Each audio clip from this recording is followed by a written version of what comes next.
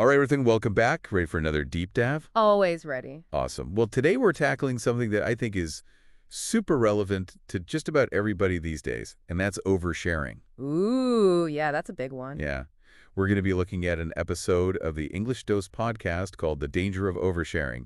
And honestly, some of the stuff in there is a little bit creepy. Really? Yeah, like you wouldn't believe how easy it is for someone to take like little bits of information that you share online, stuff you probably don't even think twice about, and use it to like target you. I mean, it could be scammers, it could be other bad actors. Well, it makes sense. It's like we're constantly putting pieces of ourselves out there, right?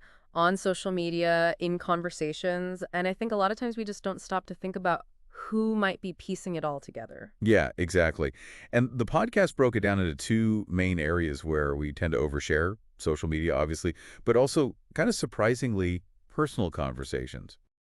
Right, because, it's not just about what we post for the whole world to see. It's also about what we say to individuals, even people we think we know well. So let's start with the obvious one, social media. I mean, we all know it can be a bit of a minefield. Oh, for sure. I mean, think about it. Every time you check in somewhere, you're basically broadcasting your location to anyone who might be watching. And it's not just location, right? It's all those little quizzes and surveys. I mean, I love a good personality quiz as much as the next person, but Those things are often designed to collect data.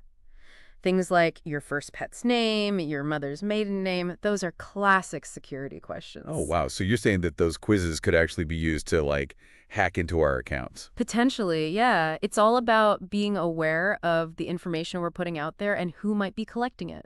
And then you add in all the stuff we share with people, even like, friends, family, coworkers. Right. I mean, sometimes we overshare with the best of intentions. We want to connect, we want to be open, and then suddenly, you've said too much, you've revealed something you wish you hadn't, and it can really come back to bite you. Yeah, the podcast gave this example of like confiding in a coworker about money problems, and then suddenly it's all over the office. It happens all the time, and it can be really damaging. It can damage relationships, it can damage your reputation, it can even affect your job. So, like, how do we navigate this? I mean, we don't want to just like shut down and stop talking to people, right? Of course not. Connection is important, but we need to be smart about it. We need to be mindful about what we share and with whom. Mindful sharing, I like that. Yeah.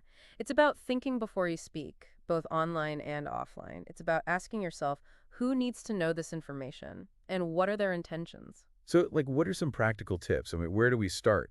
Well, for starters, be careful about what you post online, especially things like your address, your work schedule, any financial information. Makes sense. And then think about those personal conversations.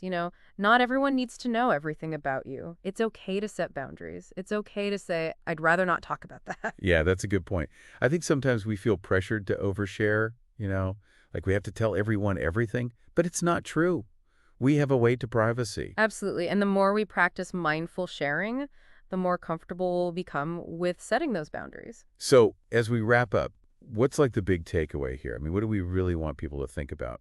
I think the key is balance. We want to be open, we want to connect, but we also want to protect ourselves.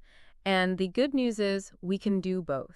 It just takes a little bit of mindfulness and intention. I love that. So, for all of you listening, here's something to ponder.